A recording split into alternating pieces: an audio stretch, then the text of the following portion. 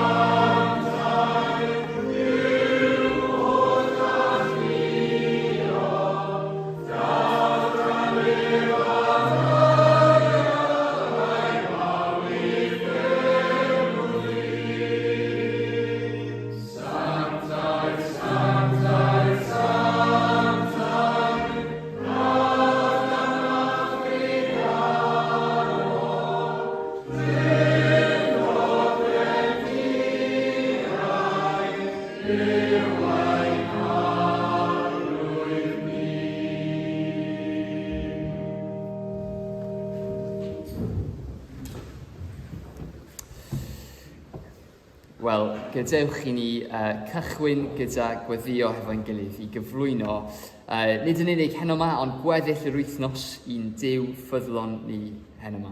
Plis, ymunwch gyda fi. Ein tad, yr hwnnwyt yn y nefoedd, ni'n dyddiolch iddo ti gymaint am y gras sydd gyda gallu dy adnabod di yn bersonol. Sanctaidd, sanctaidd, sanctaidd, y geiriau ddwedodd Eseia pan welodd dy agoniant. O Dduw Dad, ni'n diolch gymaint bod ni'n cael gweld ti gyda llygaid ffydd hen yma trwy'r Beibl. A ni'n diolch gymaint fod y darlun dyn ni'n cael ohono ti yn y Beibl yw un sanctaidd. Ni'n gofyn a gweddio byddwn ni'n gallu caru ti yn fwy hen yma wrth i ni ddod. Ac o Dduw Dad, eto, dyn ni'n gofyn iddo ti a i cynhyrfu ein calon ni hen yma, i plygu ein calon ni ato ti o Dduw. Dyn ni'n gwybod mor sych ydyn ni'n ysbrydol yn aml iawn, mor brwydredig ydyn ni. A ni'n gofyn am y dyfendydd hen yma. Dyn ni'n gofyn am dy arweiniad di hen yma, i gallu bwydo ar y bugail da, i gallu bwydo ar Iesu Grist ei hun. O Dduw Dad, y fe yw'r un dyn ni moyn hen yma. Nid neb arall, y fe. A ni'n gofyn y bydde ti'n rhoi fwy o Crist i ni hen yma trwy ei air. O Dduw Dad, ni'n cyffesu eto ein pechodau ger dy fron, gan diolch am y groes, yr hyn a y ffordd rydyn ni'n dod yn lan ger dy fron trwy marwolaeth Crist. A ni'n diolch gymaint fod yn drigaredd yn awr hyn yma, drigaredd y gras at pawb sy'n dod gyda ddaros dyngrwydd ger dy fron di. Felly ni'n dod ac yn gofyn am fyddeiant. Ac yn diolch bod ni'n gallu ymlawenhau yn y gwybodaeth bod ni wedi derbyn fyddeiant yn enw Iesu Grist. Ni jyst yn gweddio ar Dduw dros ein bywyd ni fel eglwys, yn gweddio byddwn ni'n gallu caru ein gilydd a tyfu yn ein cariad at ein gilydd yn cymdeithas yn enw yr arglwydd. A ni'n gofyn y byddwn ni'n gallu fod yn fendith ein gilydd hen yma hefyd. O Dduw Dad, wrth edrych ymlaen at y fori a gweddill yr wythnos, ni'n gofyn i ti fynd mas gyda ni. Ni'n gofyn am dy gymundeb i gael ei brofi'n agosach yr wythnos yma. Please help ni fod yn fendith i'n teuluoedd, i'n ffrindiau, i'n cydweithwyr yr wythnos hon. A ni'n gofyn y byddwn ni'n gallu gweithio i digoniant hefyd. Please roi ni glistiau i gwrando hen yma, calonau i dderbyn y gair. Ni'n diolch o'n oll ac yn gweddio yn enw Iesu. Amen. Gwych. Wel, mae ein ddarlleniad ni hen yma, mae'n fyd fi, yn dod o Ezekiel penod 34. Felly, sa'n siŵr pa fersiwn sydd gennych chi o'r Beibl Cymraeg, os oes gennych chi un, ond mae Ezekiel 34 yn y Meibl i ar tudalen 786. Felly, os newch chi, sgwelwch yn dda, troi gyda fi i Ezekiel penod 34. Nawn ni ddarllen, a wedyn nawn ni ganu, a wedyn nawn ni glywed y gair. Gwych. Felly dyma eiriau Duw at Ezekiel. Daeth gair yr arglwydd ateb a dweud, fab dyn, proffwyda yn erbyn bugeiliaid Israel. Proffwyda y dywed wrthynt, fel hyn y dywed yr arglwydd Dduw. Gwai bugeiliaid Israel, nad ydynt yn gofalu ond amdanynt ei hunain. Oni ddylai'r bugeiliaid ofalu am y praidd. Yr ydych yn bwyta'r braster, yn gwisgo'r gwlan, yn lladd y pasgedig, ond nid ydych yn gofalu am y praidd. Nid ydych wedi cryfhau'r ddafad wan, na gwella'r glaf na rwymo'r ddolurus.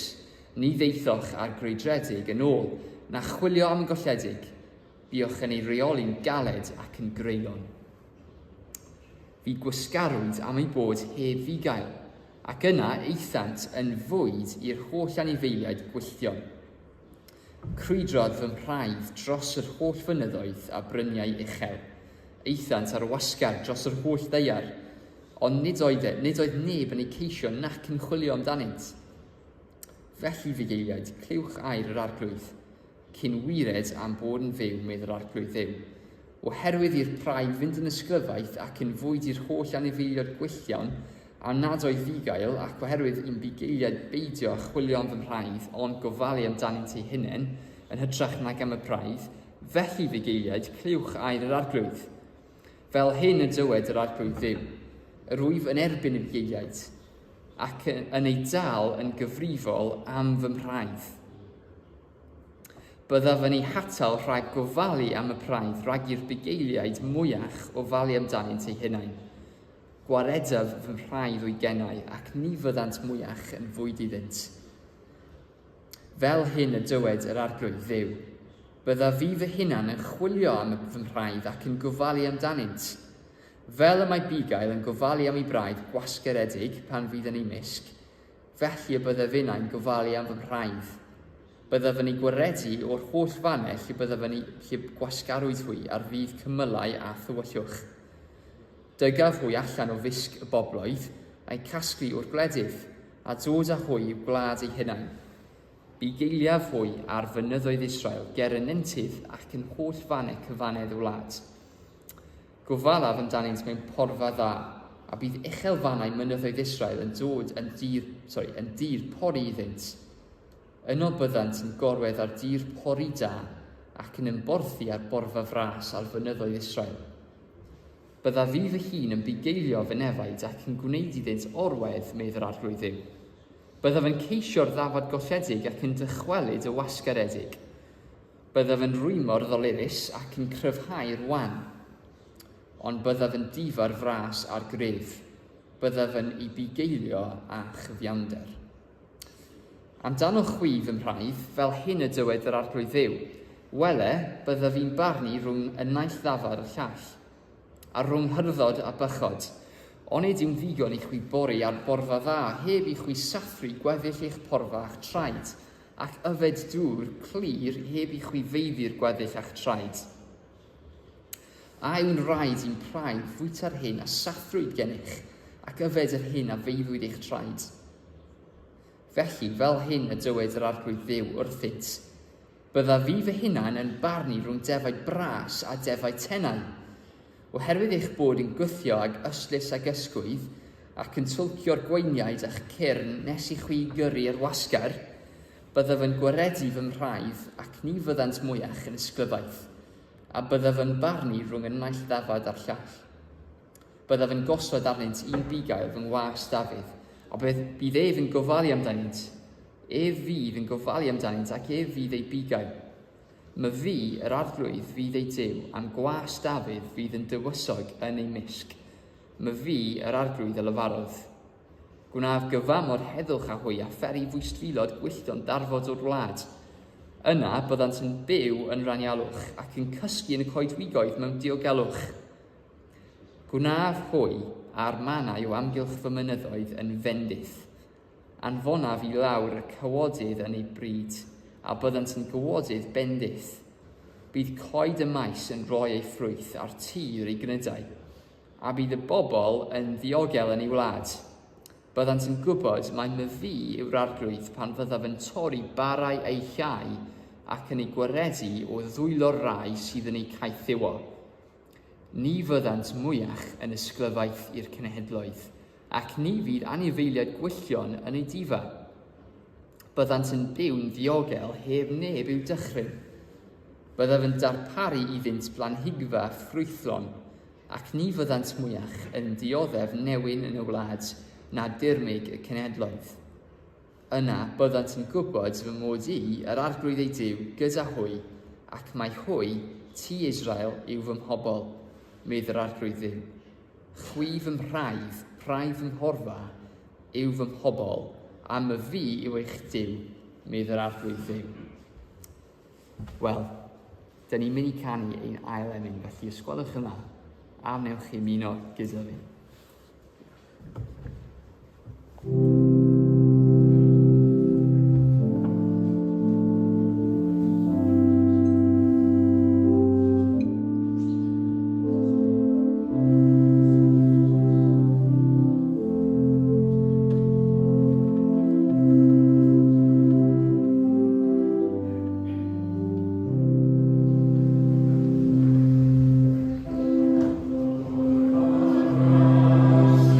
See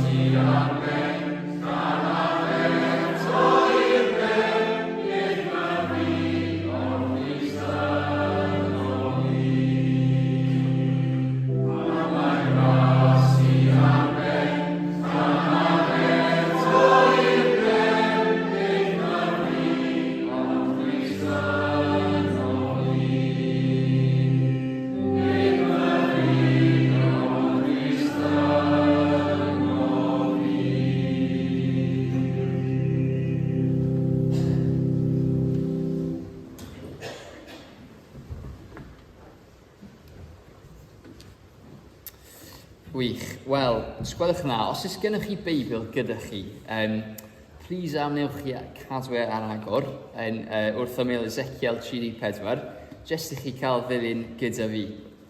Nawr, felly un peth wy'n credu, dyn ni wedi gweld dros y flwyddyn diwetha, yw faint o ddylanwad sydd gan arweinwyr ar ein bywydau.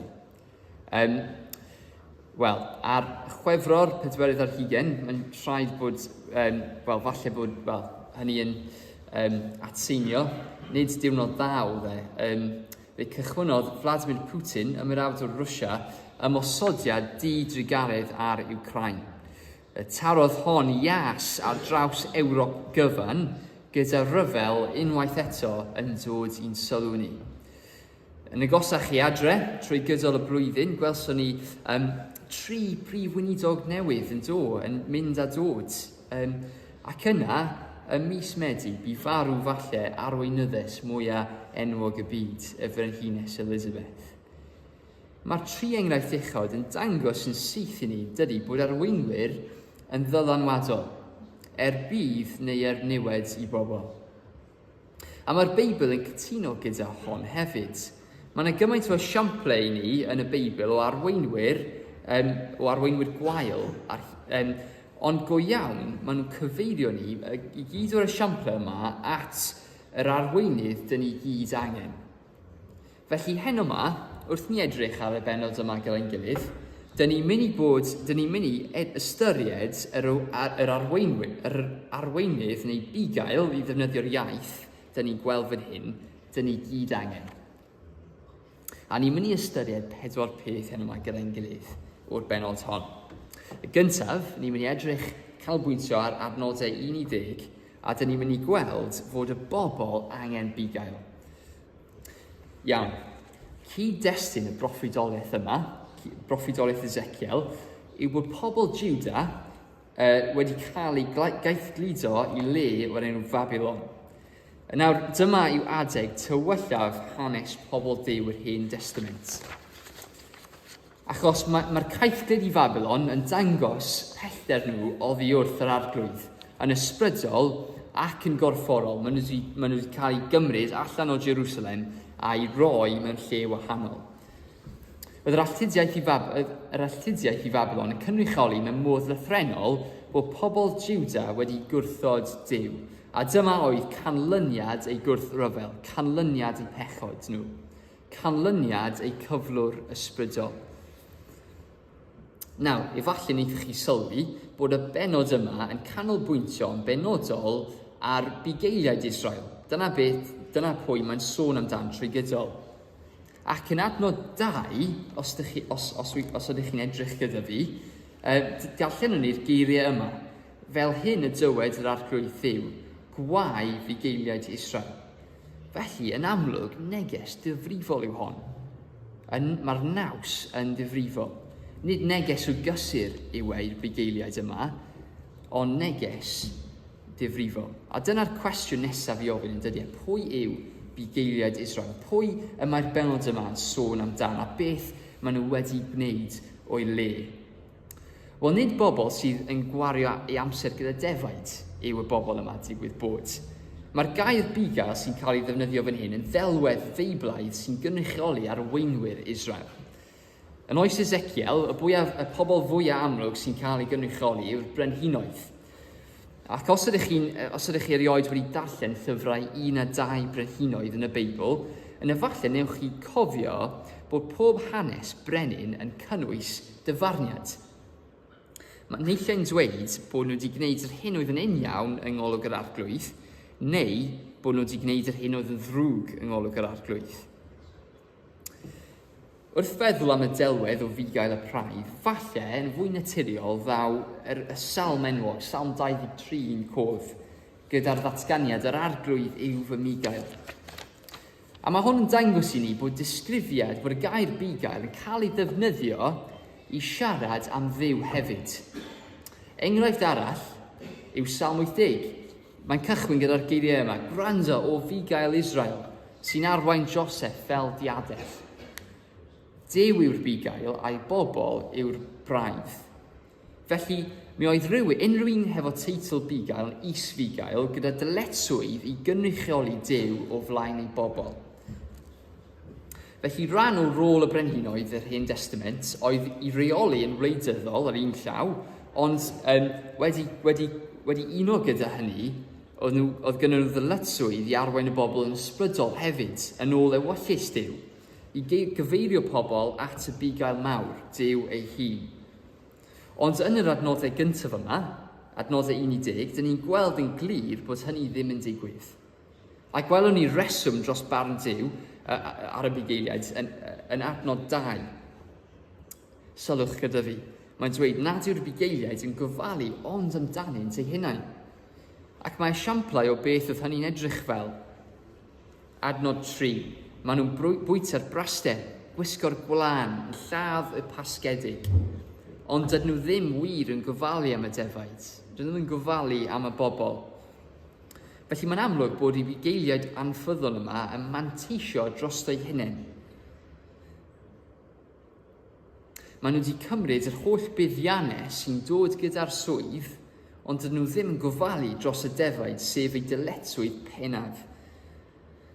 Mae'n siŵr bod ni'n gyfarwydd mewn rhyw cyd-destun gyda'r syniad o anghyfiawnder sy'n dod gyda gweld arweinwyr yn cymryd mantais o'i safle. Ond mae'r adroddiad ddamniol yma yn parhau, adnod 4. Drycha gyda fi, nid ydych wedi cryfhau'r ddafad wan na gwella'r glaf, na rwymo'r ddolurus, ni ddeithoch ar grwydredig yn ôl, na chwilio am y golledig, buwch yn ei reoli'n galed ac yn greulon. Yr hyn oedd yn nodweddu'r arweinwyr oedd eu creulondeb a'i diffyg drigaredd tuag at y bobl. Oedd pobl Israel yn glaf, yn anghennus, o'n nhw angen arweinydd ffyddlon i gofalu amdanyn nhw. Ac wy'n credu fan hyn, dyn ni'n sylwi 2 beth yn bennaf. Gyntaf oll, y reswm mae testyn y benod yma'n ddifrifol yw achos mae Duw yn caru bobl. Oedd yr arglwydd wedi rhoi cyfrifoldeb i'r bugeiliaid yma i edrych ar ôl ei bobl ef. Meddyliwch am faint o pwysau dyn ni'n teimlo pan mae rhywun yn gofyn i ni gwarchod eu plant neu anifail anwes neu planhigion, beth bynnag yw e. Maen nhw'n gofyn i ni cymryd ofal o rhywbeth sy'n anwyl iddynt, rhywbeth sydd maen nhw'n gofalu amdan. Ac am bod Duw yn caru ei bobl, mae rai sydd yn camdrin nhw yn dewis chwarae gyda tan. Yn ail, mae cymeriad Duw yn cael ei adlewyrchu trwy'r fath o arweinwyr mae'n dymuno. Beth yw ddisgwyliad yr arglwydd ar gyfer y rai sy'n fugeiliaid? Ewyllus Duw yw i arweinwyr ei bobl i ofalu amdanynt, i cryfhau y gwan, i wella'r cleifion, i rwymo'r ddolurus, i chwilio am y grwydredig. Swydd bugail yw edrych ar ôl anifeiliaid bregus. Mae'r sefyllfa yn ddifrifol. Nad oes gan y defaid unrhyw fugail i chwilio amdanyn nhw, a'r canlyniad yw bod nhw'n crwydro i ffwrdd, a felly adnod 8 bod nhw wedi dod yn fwyd i anifeiliaid gwylltion. Nawr, dwi'n credu mae hon, wrth ystyried testyn uniongyrchol Ezekiel, siŵr o fod yn gyfeirio at yr alludiaeth. Ar lefel lythrenol, oedd Israel wedi dod yn ysglyfaeth i'r brenin Nebuchadnezzar, oedd wedi ymosod arnynt a'i trechu. Ond wrth gwrs, dyn ni'n gwybod hefyd bod Babylon yn y Beibl yn cynrychioli gymaint mwy na le hanesyddol hefyd.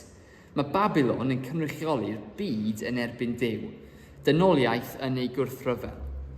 A mae cael bugeiliaid anffyddlon ddim yn golygu bod ni ddim yn gyfrifol am ei pechodau ni. Mae pawb wrth gwrs yn y byd yn gyfrifol am y bywyd dyn ni'n byw o flaen Duw, ond yn sicr mae arweinwyr anffyddlon yn cael gyfrifoldeb arbennig am arwain pobl oddi wrth ei Duw. Mae gan bob math o arweinydd ddylanwad ar bobl, ac mae hon yn bwysig i ni gwybod heddiw yma hefyd, achos nid broblem hanesyddol yn unig yw bugeiliad gwael. Maen nhw'n bodoli heddiw yma hefyd ac yn arwain pobl i ffwrdd o Duw fel o'n nhw ers talwm. Wy'n credu welwn ni 3 peth sylweddol i nodi fan hyn yn adnod 10. Yn gyntaf, mae Duw yn dweud ei fod e'n erbyn y bugeiliaid anffyddlon. Mewn geiriau syml, dydyn nhw ddim yn ffrindiau gyda Duw rhagor. Os ydyn nhw'n mynd i camdrin ei bobl, yna mae Duw yn dod yn elyn iddynt. Mae'r arglwydd yn mynd i farnu'r bugeiliaid adnod 10, yr wyf yn erbyn y bugeiliaid ac yn ei dal yn gyfrifol am fy mhraidd. Mae Duw yn gosod y cyfrifoldeb arnyn nhw am cyflwr presennol y defaid. Yn ail, eto o adnod 10, mae'r arglwydd yn mynd i gael lawr ei weinidogaethau anffyddlon. Mae'n dweud hon, byddaf yn ei hatal rhag gofalu am y praidd, rhag i'r bugeiliaid mwyach o falu amdanynt ei hunain. Os yw'r bugeiliaid yn mynd i gamdrin y defaid, yna mae Duw yn mynd i roi stop ar yr hyn maen nhw'n wneud. Fel bod y llygredd yn cael ei rwystro, fel bod y dinistyr yn cael ei atal. Mae fel coes sy'n datblygu gangrin yn dydi. Mae'r haint yn un difrifol a lladd y person os nad oes rhywbeth yn cael ei gwneud am y peth. A weithiau mae angen cymryd mesur difrifol a torri'r aelod i ffwrdd fel bod y pydredd ddim yn lledu rhagor. A dyna be mae Duw yn mynd i gwneud achos mae'n caru ei bobl. Yn drydydd, mae'r arglwydd yn camu mewn i achub y praidd oddi wrth y bugeiliaid anffyddlon yma. Adnod 10 eto, gwaredaf fy mhraidd o'i gennau, ac ni fyddent mwyach yn fwyd iddynt. Mae Duw yn mynd i achub, a welwn ni fwy am hon hwyrach ymlaen. Sa'n siŵr os mae wedi bod yn eich meddwl hyd yma trwy ddarllen a meddwl am yr adnodau, ond cwestiwn pwysig i ofyn yw, pwy yw'r bugeiliaid yma yn yr oes yma? Pwy yw'r bugeiliaid heddiw? Wel, yn y Efengyl Ioan, dyn ni'n gweld bod Iesu Grist yn cymhwyso'r benod yma pan mae'n siarad gyda'r Phariseiaid. Y cyd-destun dyn ni'n darllen dan, ym mhenod 9 a 10, yw dyn ddall sy'n newydd derbyn ei olwg yn ôl trwy cael ei iachau gan Iesu. Mae Iesu fan hyn yn dangos ei gaddon fel y gwir bugail da gan bod e'n tosturio dros y dyn yma yn ei angen. Mae'n gofalu am ei gwendidau a'i dioddefaint. Ond mae'r Phariseiaid yn gwrthod credu bod hon wedi digwydd trwy llaw Duw. Pan mae'r dyn oedd nawr yn gallu gweld yn dod atyn nhw i esbonio yr hyn oedd wedi digwydd trwy law Iesu, mae'r Phariseiaid yn lludio gymaint, maen nhw'n mynd mor grac bod nhw'n taflu y dyn yma allan o gymdeithas y synagog. Maen nhw wedi esgymuno'r dyn yma o'r synagog achos bod nhw'n cysau Iesu Grist, ac wrth gwneud hon yn brofi eu hunain i fod yn bugeiliaid anffyddlon, yn hytrach nag yn bugeiliaid ffyddlon. Dyma esiampl le mae cariad at crefyddra yn mygu gwir ewyllys Duw ar gyfer pobl anghennus. Ble mae blaenoriaethau yn symud oddi wrth cyfeirio pechaduriaid at Dduw ac yn lle yn dod am yr arweinwyr, am ei statws a'i pŵer. Modd arall be dyn ni'n dod ar draws bugeiliaid anffyddlon yw os mae'r pobl sydd fod i hyfforddi ni yn ôl gorchmynion Duw yn arwain ni i wrthryfela yn ei erbyn e. Mae falle'n swnio'n amlwg, ond mae yna rai ffyrdd amlwg ble mae hon yn digwydd. Enghraifft, rhywun sy'n gofyn i ni wneud rhywbeth sydd yn amlwg yn erbyn y wyllys Duw. Ond hefyd, ffyrdd mwy cyfrwys hefyd. Falle rhai sy'n tanseilio awdurdod gair Duw, neu hau amhion i feddyliau bobl yn beth sy'n wir. A yw Duw wedi gwir dweud hynny? A di e go iawn di dweud hon? Ond wrth ni ddychwelyd at yr adnodau yma hyn yma, welwn ni'r ail beth dyn ni'n mynd i bod yn meddwl amdan, iawn? Y bugail sydd angen arno ni yw'r arglwydd ei hun. Nawr, tybed os ydych chi erioed wedi profi bod ar goll. Mae'n siŵr bod ni gyd mewn rhyw ffordd neu gilydd di profi hynny. Falle taw mynd ar goll yn Tesco's yw e pan o'ch chi'n fach, neu falle mynd ar goll trwy gyrru rhywle, trwy trial ffindo rhywle.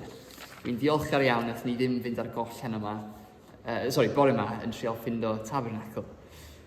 Ond y pwynt yw, chi'n teimlo'n hollol fregus yn dydych chi. Falle bod chi'n,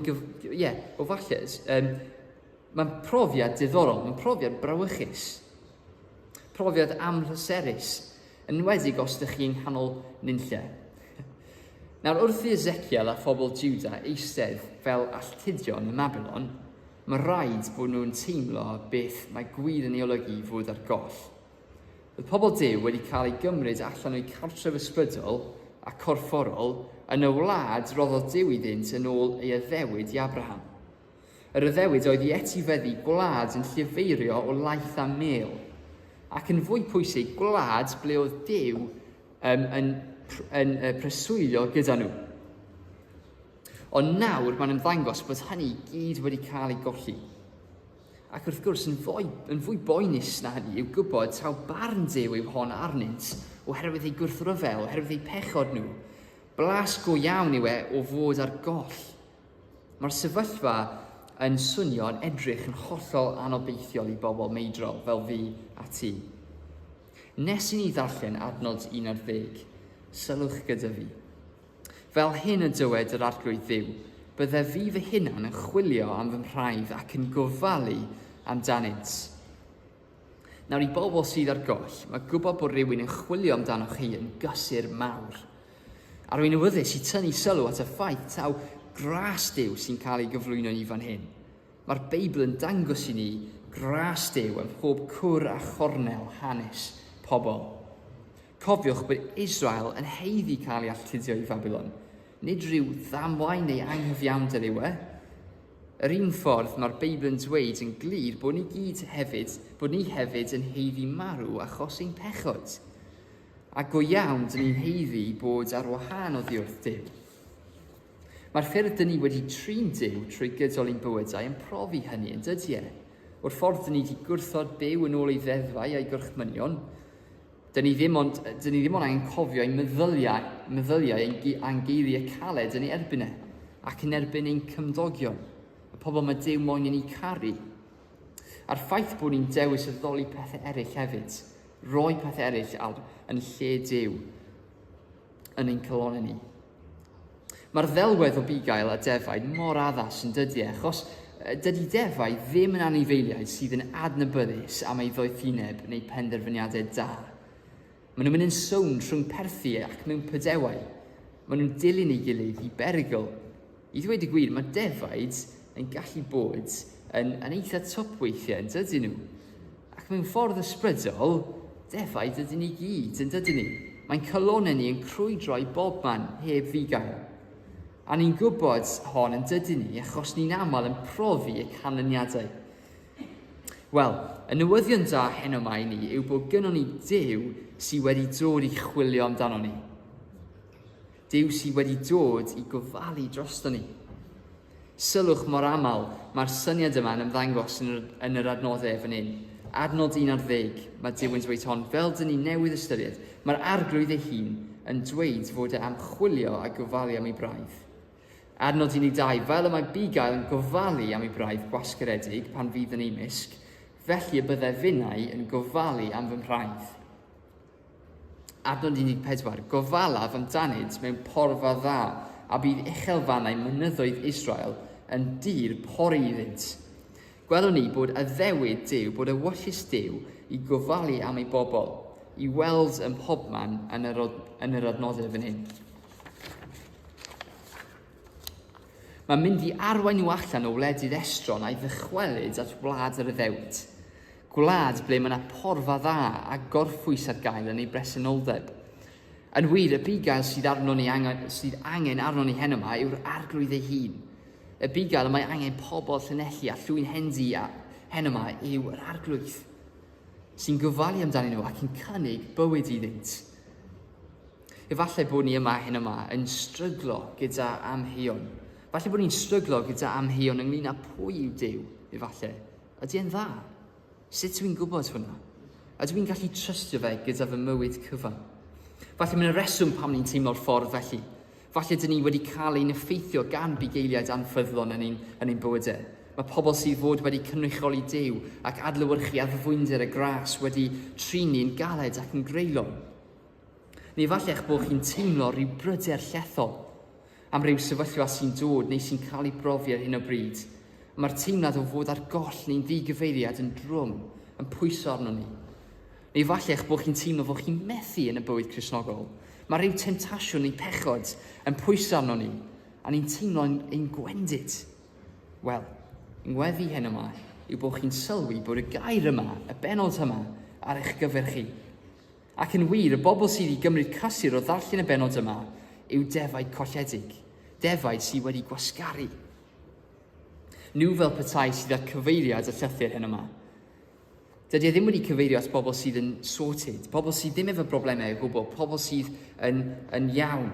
Mae wedi cyfeirio at y defaid sydd ar goll ac yn grwydredig. Nawr, mae'n ddiddorol yn dydi, achos mae natur syrthiedig dynolryw. Ni'n dieddol o meddwl yn dydyn ni bod Duw yn wag o drygaredd o tosturi. Dyn ni'n fwy dieddol o credu bod Duw ddim yn gofalu amdano ni, fod fel petai bod ein siglo i ben at ein gwendidau. Wastad yn siomedig. Ac wrth gwrs, mae hon wedi bod yn wir ers y cychwyn gyntaf yn dydi e. Falle, fel y cofiwch chi, mae'n siŵr, enghraifft Adda ac Efa. Be maen nhw'n gwneud wrth iddyn nhw syrthio i bechod? Maen nhw'n cuddio. Mae'r Beibl cyfan wedi ei ysgrifennu i dangos iddo ni bod Duw yn figel da i ni, sydd yn dod i chwilio am ei bobl golledig, sydd i gwneud llanast o'i bywydau. Ei wyllus yw i mynd yn ei adre i lle ddiogel, lle ble allan ni gorffwys yn ei bresenoldeb.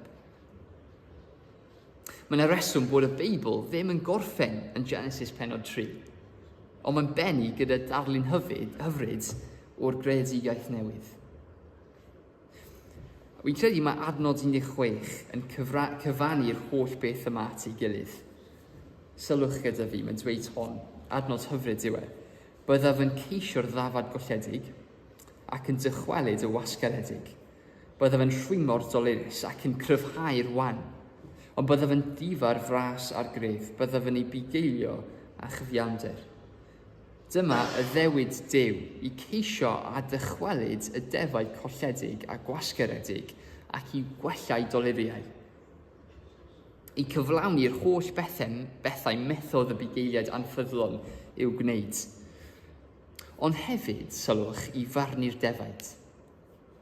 Efallai nid dyna beth o'ch chi'n disgwyl clywed, ond mae'n arwain ni at ein trydydd nod hyn yma yn adnodau 17 i 24, sef gwahanu'r hyrdod a bychod. Nid yn unig y bugeiliad anffyddlon a fydd yn cael ei barnu gan Dduw, ond hefyd y praidd ei hun. Pam? Beth sy'n digwydd fan hyn? Wel, achos mae'r gair yn esbonio fan hyn bod y praidd yma ar y ddaear yn cynnwys hyrdod a bychod. Be mae hon yn ei olygu? Wel, mae'r darn yma yn debyg iawn i beth mae Iesu'n dysgu ni yn Matthew 25. Felly, dwi ddim jyst yn rhywbeth ni'n gweld yn y Hen Testament, mae'n syniad ni'n gweld yn y Testament Newydd hefyd. A mae'r darlun yma yn cyfleu barn rhwng gwir credinwyr a rheini sydd yn gael credinwyr. Adnod 15.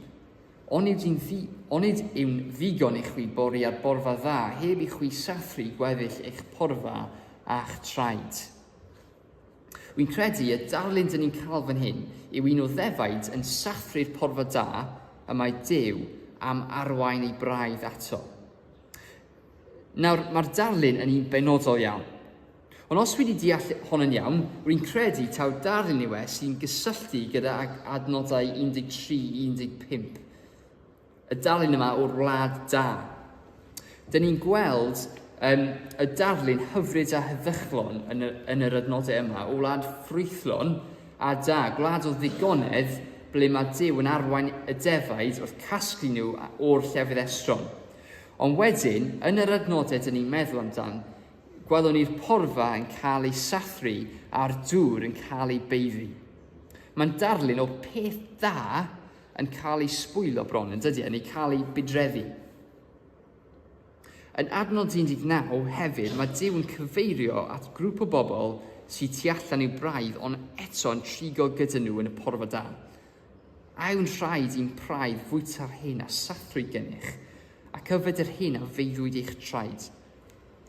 Felly pwy bynnag sydd yn sathru ac yn beiddi trigfan y defaid, nad ydynt yn rhan o gwir praidd Duw. Mae barn Duw ar y praidd yn y pen draw i ymwahanu'r defaid bras a'r tenau yn ôl adnod 20. A cynrychiolir y defaid bras, fi'n meddwl, gan bobl sydd yn esgus bod yn defaid. Yn esgus bod yn pobl Duw, ond go iawn y mae weithrediad yn y roglun debycach i yr hyn ydych chi'n gweld yn y bugeiliad anffyddlon, iawn? Maen nhw'n sathru a cymryd mantais o'r gweiniaid yn yr eglwys ac yn difar gwir defaid. Y gwirionedd yw bod nhw'n gwthio ac yn cornio'r defaid eraill, ac yn ei gyrru nhw ar wasgar, sef, wrth gwrs, y gwrthwyneb i be ni newydd gweld yw cynllun Duw. Cynllun Duw yw i dod ar defaid at ei gilydd. Ond mae'r hyrdod, mae'r bychod yn gwasgaru yn lle. A mae yna bobl yn does ar draws y byd sydd yn ticio bocs Cristion ar y ffurflen cyfrifiad ac falle hyd yn oed yn mynd i'r eglwys, ond go iawn maen nhw'n debycach i bugeiliaid anffyddlon. Dydyn nhw ddim yn perthyn ymysg praidd Duw, a mae hon yn amlwg gan bod nhw'n ceisio lles eu hunain ac yn sathru'r defaid eraill. Ac felly peth cysurus yw bod Duw yn mynd i gwahanu'r defaid bras o'r tenau. Peth da yw hynny. Ar yr un pryd, mae hon yn gwirionedd sobr yn dydy. Mi fydd Duw yn barnu ei eglwys byd eang mwyn gwaredu ei gwir praidd, sef ei gwir bobl. Ac eto, gwelwn ni yn adnod 23 sut mae Duw yn mynd i gofalu am ei braidd. Mae'n mynd i anfon ei was Dafydd i fod yn dywysog ymysg y defaid. Gwas Dafydd fydd yn sicrhau ddiogelwch a gofal i defaid Duw. Ac wrth gwrs, Iesu Grist ei hun yw'r gwas yma, mab Dafydd. Iesu Grist yw'r un sy'n cyflawni y proffwydoliaeth hyn yn dydy. Fydd y bugail ffyddlon drostyn sydd yn sicrhau cyfamod heddwch gyda nhw. Nawr, dyn ni'n cael ein arwain fan hyn at ein nod olaf heno yma. Adnodau 25 i 31, cyfamod heddwch y bugail da. Gwelwn ni yn adnod 25 beth yw ateb yr arglwydd i cyflwr trist y defaid gwasgaredig. Yr ateb yw sefydlu cyfamod heddwch. Nawr, cyfamod yw ymrwymiad y mae Duw yn gwneud i'w bobl. Cyfamod heddwch yw ble mae'n dangos i'w bobl bod yn mynd i ymrwymo'i hun i fynd mewn heddwch. Ddaw pob cyfamod trwy gras Duw yn y Beibl, trwy ei ewyllus tuag at i bobl colledig. Yr esiampl fwyaf weledol o gyfamod yn ein byd ni, yn ein profiad ni wrth gwrs, yw siŵr fod priodas. Mewn priodas mae dyn a menyw yn gwneud ymrwymiadau i'w gilydd, nid achos bod rhaid iddyn nhw, ond achos maen nhw'n wneud yn wirfoddol allan o gariad yn dydynt. Ffordd o dweud yw mae popeth sydd genna i yn perthyn i ti nawr, a wy'n mynd i roed a anghenion dy les di o flaen anghenion a lles fy hun. Dwi'n mynd i bod yn ffyddlon i ti uwchben pob person arall tra byddaf yn byw. A mae'r Beibl yn dangos bod Duw yn gwneud hynny ar raddfa gymaint mwy i ni heno yma. A dyn ni'n gweld hon yn bennaf trwy person Iesu Grist. Gwelwn ni yn yr adnodau olaf yma beth yw nodweddion y cyfamod heddwch hon. Adnod 25. Bydd y bwystfilod y gwyllion yn darfod yr wlad. Y gwlad sy'n cael ei sôn amdano fan hyn yw gwlad yr Iddewyd. Ond sa'n credu taw y gwlad deiarol, y byd mae'n sôn amdano, ond y greadigaeth dyn ni i gyd heno yma yn edrych ymlaen ato. Mae'n defnyddio'r darlun yma i gyfleu faint mor ddiogel bydd gwlad y fendith, y greadigaeth newydd. Bydd pobl yn gallu byw, mae fel petai, pobl yn gallu byw yn ranialwch a cysgu yn y coedwigoedd. Wrth gwrs, mae'n byd syrthiedig, tas i rywun yn trial byw yn ranialwch, bydde fe ddim yn hir nes bod nhw'n sychedu ac siŵr o fod yn llywygu o'r gres. Yn yr un modd, os syrthio rhywun i gysgu mewn coedwig, wel, falle bydd nifer o anifeiliaid gwyllt yn meddwl bod amser swper wedi cyrraedd. Ond yn y teyrnas newydd, bydd hynny ddim yn bryder ragor achos yn heddwch fydd yn llifo. Ond mi'n credu bod y darlun yma yn cyfeiriad at gelynion yn bennaf, gelynion pobl Duw. Bod y darlun yma o ranialwch ar goedwig yn cyfeirio at byw mewn gwlad heb gelynion sy'n moyn newidio pobl Duw. A ddewid briodol iawn i bobl oedd yn alltudion mewn gwlad estron yn Babylon. A dyn ni hefyd yn gallu gwerthfawrogi hon, yn dydyn ni yn fwy yn ein oes ni ar ôl y flwyddyn diwetha. Wrth ni weld mis Chwefror diwetha, yr ymysodiad ofnadwy ar Wcrain. Neu falle wrth troi y cloc yn ôl 6 mis yn gynharach, y golygfeydd ofnadwy o'r Taliban yn cymryd dros dinas Kabul i troi Afghanistan i fewn i'r gwlad fwyaf beryglus yn y byd i fod yn Gristion erbyn hyn. Gwelwn ni taw byd o trais yw hon, nid heddwch. Ond adnodau 26-27, mae'r adnodau yma yn cyfleu bod y wlad yma i fod yn gwlad o fendith. Falle newch chi sylwi bod y fendithion yn rhai tirol iawn. Maen nhw'n adlewyrchu pethau o'r tir. Mae'n sôn yn adnod 26 a 27 am mynyddoedd, glaw, meysydd, ffrwythau, iaith sy'n dod ac atgoffion o gardd Eden yw rhain. A hefyd delweddau o benod pwysig iawn arall yn yr Hen Testament, sef Deuteronomium 28, ble mae Duw yn gosod allan beth yw canlyniadau i fyddhau iddo fe a'r canlyniadau o anifuddhau.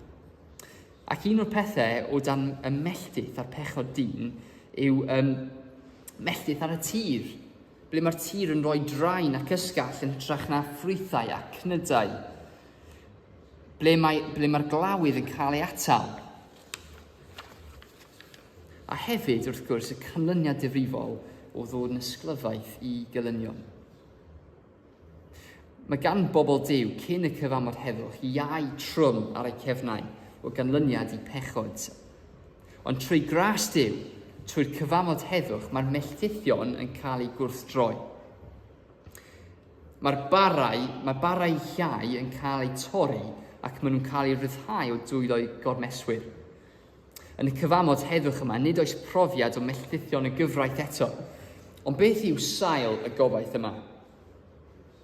Achos, os newch chi sylwi, does dim manylion yn y benod am sut mae'r bendithion yma yn mynd i cael ei gymhwyso, neu sut mae Duw yn mynd i achub ei bobl. Achos broffwydoliaeth i'r benod yma am rhywbeth oedd am ddod yn glir rhyw ddiwrnod. A gyfeillion, dyn ni mewn lle breintiedig iawn heno yma i cael gweld cyflawniad yr addewidion yma. I gweld beth oedd Ezekiel yn cyfeirio ato wrth iddo fe sgwennu y broffwydoliaeth yma. Iowan 10, adnod 9, 1 ar 10. My fi yw'r drws. Os daw rhywun i mewn trwy fi, caiff ei gadw'n ddiogel. Caiff fynd i mewn ac allan a dod o hyd i borfa. Ni ddaw y lleidr ond i ladrata ac i ladd ac i ddinistrio. Rwy fi wedi dod mwyn i ddynion gael bywyd a'i gael yn ei holl gyflawnder. My fi yw'r bugail da, a mae'r bugail da yn rhoi ei einioes dros y defaid. Iesu Grist yw sail ein gobaith ni heno yma. Ef yw'r bugail da sy'n achub ni o afael bugeiliaid anffyddlon. A hynny gan bod e'n dangos beth mae'n golygu i fod yn bugail da trwy marw drosto ni. Dyma yw cariad a gras perffaith. Sail ein gobaith heddiw o heddwch a bendith yw bod Iesu wedi talu dirwy ein pechod. Fod e wedi concro'r bedd, yr hyn sydd yn caethiwo ni ac yn rwymo ni at marwolaeth, mae'n cynnig rhywbeth ni all unrhyw un arall sy'n cymryd i fod yn bugail ei gwneud. Mae'n rhoi bywyd a bywyd yn ei holl gyflawnder. Iesu yw'r un sydd yn torri barau'r iau trwm sydd ar ei ysgwydden i gyd heno yma, ac yn rhoi sicrwydd i ni bod gynnon ni perthynas byw gyda Duw, heddwch mewn bywyd o ganlyniad i hon. Gobaith i rannu gyda byd syrthiedig, gobaith atgyfodiad yng ngwyneb marwolaeth.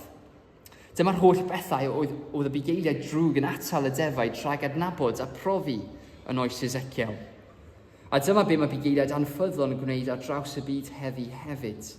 A mewn gwirionedd, dyma yw'r prawf litmus yn dyddiau. Os nad yw rhywun sy'n cymryd i fod yn fugail yn cyfeirio ni at Iesu Grist, yna ffwch rhagddynt, ffwch. Mae'r bugeiliaid sydd yn y byd heddiw yma ddim ond yn rhai ffyddlon os ydyn nhw'n camu un ochr mwyn i'r defaid gallu gweld y bugail da ei hun yn well. Felly gair i gloi wrth ni clymu pethau at ei gilydd. Dyn ni wedi gweld y broblem sydd wedi bod yn bresennol ers oes Ezekiel. Ni gyd angen bugail i'n arwain ni trwy bywyd, un sydd yn rhoi bywyd i bobl syrthiedig, un sy'n cyfeirio ni, un sydd yn achub ni. Ewyllus Duw yn ei ras yw i ni ddod o hyd i'r bugail da yn ei fab Iesu Grist.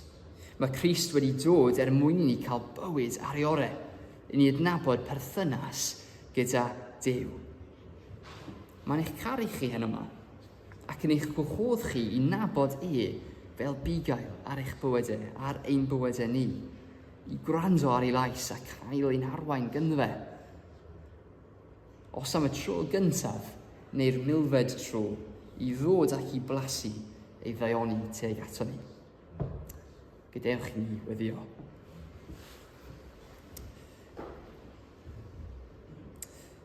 Wargryd Duw Dad, diolch gymaint am y gair yma. Diolch gymaint am yr arglwydd Iesu, ein bugail da, ein bugail ffyddlon. Diolch gymaint fod wedi dod mwyn rhoi bywyd a bywyd aliore i dangos i ni dy gariad, dy ras, dy ffrigaredd, dy gyfiawnder. A ni'n gwyddio hyn yma gall ni nabod mwy ohono fe. Please helpu ni i caru ein fwy, i gweld, i cael llygaid i weld bod popeth dyn ni angen ynddo fe. Diolch fod gynnon ni gobaith hyfryd i edrych ymlaen at. A ni'n gwyddio hon oll yn ei enw ef. Amen. Wel, sgwelwch yna, please newch chi ymuno gyda fi gan i ein emyn olaf hen yma.